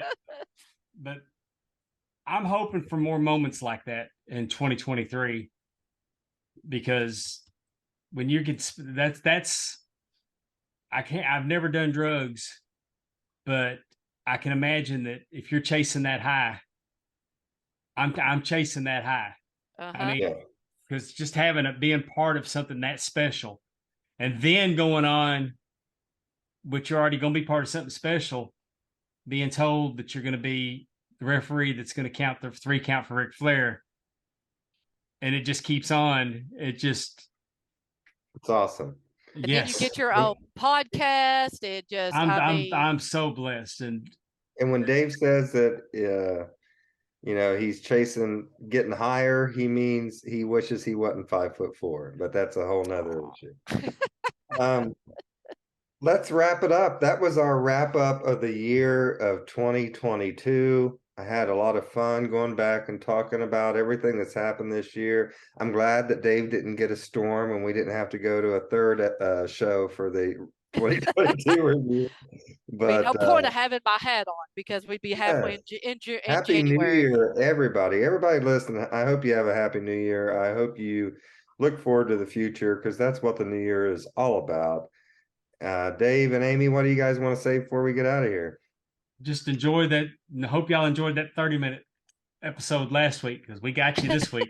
A safe New Year. I'm gonna post this podcast early. I'm not gonna wait till Monday to post it. I'm gonna go ahead and post it up by the weekend. I hope everybody has a safe and happy New Year. I'm looking forward to doing more with y'all next year. I value our friendship. I love you guys, and I'm glad that we're all, going through it. We're trying to journey into doing this podcast thing together. And absolutely. And what you got? No, I was just going to say that, again, I want to wish everyone a happy New Year. I think 2023 is going to be I know it's going to be a fantastic year for everyone. And wrestling is really hopping. I mean, there are lots and lots, and that's one of the things that, we talk about here between the independents, the list of things that we put every month of last year, there's no way we could have got to everything. And so I think that the coming year of 2023 is going to be exciting. It's going to be great wrestling. There's going to be lots of things happening. And I'm super excited. We've got Dax Harwood now over there on Ad Free Shows for the new podcast. You've got our podcast. We have friends at Kickout Crew and FFP that are doing a great job over there. But listen to us first. Yes, always listen to us first. And like I said, we are the great appetizers, and we will whet your palate for the rest. But come to us first. And I just think there's a lot of good stuff going on, and I just can't wait to see what 2023 brings us. Me too. I'm hoping that 2023 brings me the first ever Bengals Super Bowl, and everyone tune in Monday night for maybe the NFL game of the year. The Bengals will play the Bills, and I will be Oh, there. So you might Dave, see be me. nice. You might see me on Monday Night Football because I will be at the stadium. So tune in to check that out. Wait, real quick. Do we want to make a wager? Because I don't know if anybody saw the Sad News Bears. Dave made a statement. I can't even remember what the wager was now, but if something happened, he'd wear a dress. He'd be made up like a nice. I think I said beautiful Cam woman. Newton was going to have a better year than Tom I Brady. remember that.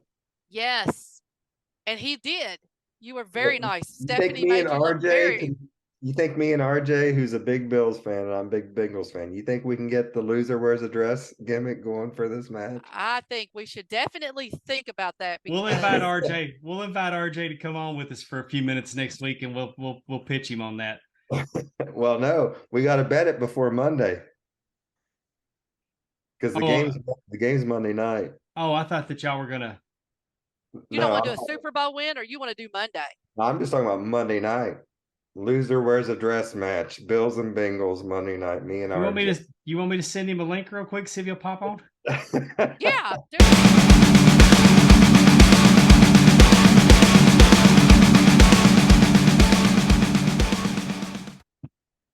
All right. As I said earlier, huge game Monday between my Bengals and the Bills.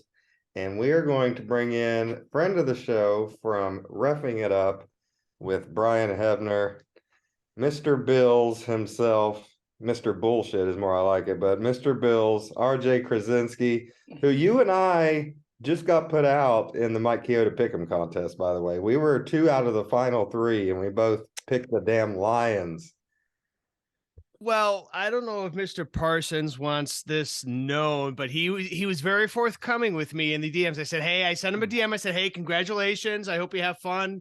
Give him hell. Make sure that you get to talk about the Bills. But he told me, well, it's out there now, but his coworkers told him to pick the Bills because he was going to pick the Lions. Oh, yeah. And I'm like, don't tell me that. I'm like, whatever. We'd all still be playing right now. Well, I can't believe he still had the Bills left to pick. Was the crazy part. That's the thing, and I'm like, I was surprised that I'm thankful I picked the Titans last week because I think Tannehill just went on the IR or DL or whatever you want to call it. Oh crap! I hate to hear that because whenever the Cowboys play backups, they always have problems with backups. Yeah.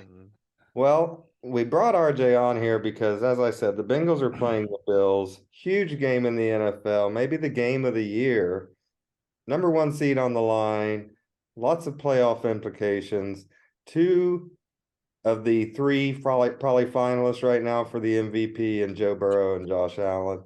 So RJ and I are going to put a little wager on this game. Amy, he said that shit with a straight face. I know. I've seen it. If the Bengals or when the Bengals win on Monday, RJ shall be wearing a Bengals shirt on the next edition of Reffing It Up with Brian Hebner. Ooh. And if the Bills somehow luck their way into a victory. Look, that's what it is. That's what it is. I will be wearing a big old blue shirt on the next edition of the Pondwater Dave Show. So the interesting part is though, you can get most Bengals gear. You don't even have to go online anymore. You can go to any of the many Goodwills across the country, thrift shops, Salvation Armies. You can Prisons. go. There's probably, you got Uncle Joe here on the corner street who's using it as a diaper. I don't know. Well, what I plan on doing to get my Bills shirt if I lose is I'm going to go to the next game's tailgate up there in Buffalo and wait till one of those idiots kill themselves going through the table, and then I'm just going to take the shirt off of them. That's what I was planning on doing. you guys know the story, and I'm sure Amy does too about it. But it's like I'm an idiot. I'll be honest with you. I'm an idiot, but I'm not that idiot. I'm like I'm 38 years old and I got arthritis in my lower back. I ain't going through nothing anymore. Well, if the Bengals play in Buffalo for the AFC Championship this year, I'm going to come up there and personally put you through a table. So how's that? I'm going to. You know, Yeah, you gotta interesting. get on camera. An interesting fact about the Buffalo Bills: they are the favorite team of a lot of little African villages because they got for 4 years straight. Here They it got is. those. Here it is. There it is. Those t-shirts. There it is. You know those T-shirts that are printed up, so they can't sell them, so they just send them overseas and give them away. So Dave, let me save you one. They're all slanted to the right, correct? They got to be. No, it's I don't know. I like the squad that Cincinnati has. I'll admit it. I've in my wiser years, I guess we could call them, I've come to respect a lot of the game, whether it be football, hockey, baseball, whatever. Instead of despising. Oh, actually, no, I shouldn't say that. I still hate Tom Brady. Tom Brady can go to hell. I'm for it. And I hate him too. And I don't think I could hate him any worse. But I heard a thing today that it's possible that Sean Payton will be back as the coach of the Saints, and that Brady, as a free agent, will sign with the Saints to go to play. And if you don't think I couldn't hate Brady anymore, that's a team you could put him on that would make me hate him even more. Because I bet Sean Payton ends up in Arizona. No, okay, so I don't. Yeah, I can say Arizona. I'd rather go to Arizona than New Orleans personally. he doesn't want to rebuild. He's not wanting a situation where he has to rebuild somebody. He wants to step in some place that they can win now. Yeah, it's not New Orleans. It's not in Arizona. Arizona, you could probably win right now, getting what's his Murray back. Well, if you could ever get him on track. Well, folks, we have bored you enough with our football talk here with RJ. Thanks for coming on here, RJ. Go ahead and plug your show, Reffing It Up with Brian Hebner every week. Every Wednesday? Every Wednesday, 9 a.m. Eastern drops. We just dropped one this past week with Eddie Edwards from Impact Wrestling. A lot of interesting stuff that we came out that we've in our research, we found out he actually guessed that he only won 8 total championships. In actuality, he won 14. He's the first to be heavyweight champion in 4 different promotions. But no, it drops every Wednesday, 9 a.m. wherever you get podcasts. You follow us on Twitter and Instagram at Reffing It Up. And that's it. Next year we got starting off with a bang. A hometown guy to Miss Amy, Al Snow will be on the show. There we go. That'd be good. That'd be good. You've heard of Elf on a Shelf. Now you have Snow on a Show. Yeah, Snow on a show. And you know what everybody wants. The snow. But no, it'd be interesting to talk because I've always wanted to pick and Brian knows him fairly well, and it'd be interesting to kind of pick his brain. As far as Lima, OVW Ohio. goes. The pride of Lima, Ohio, Al Snow. Not too far from where I grew up. But yeah, so that's coming up after the first of the year. So we're looking to make a splash, and who knows what we'll do next, but we got a secret surprise, I guess you could say, coming out this next episode next week. So everything's still in the archives. We've been very fortunate. We've had JBL on, we've had Bubba or Bully Ray, we had Tommy Dreamer, a lot of good stuff. We had Earl, Justin's favorite referee of all time, Earl Hebner, on. I'm right here. I'm sitting right here. Oh, well, you must be John Cena because I can't see you. I don't want to give away the secret surprise, but RJ actually got hair plugs, and that's what's going to be the secret surprise. Well, but see, the problem is, though, they're coming out of Buffalo, and it's under 4 feet of snow, so it's on ice right now, literally. Well, thank you for joining us here on Thanks for having me. the Pondwater Dave Show. We always appreciate having you around, and Appreciate it. we hope everyone has had, I guess when this comes out, everyone had a great New Year's and a safe New Year's Eve. No one go out there and fall off a bridge or anything like that. Don't do anything. Now you can throw an Intercontinental title off a bridge, but just don't fall off of it. Dave, and Amy, you guys want to say anything before we get out of here? Go Bills. Oh, you son of a bitch. Well, if Joe Burrow played for LSU, I can't pull for him. That's funny. I just, again, like you said, Happy New Year. And my dad went to LSU, so I'm all for Joe. I'm all now for. your dad I'm got all. heat with Pondwater. That's right. Well, I'm all for Burrow, so go Bengals. There we go. I agree with that. Hooday, and peace and love, everyone. We'll see you next week. Bye bye. Happy New Year. Happy New Year.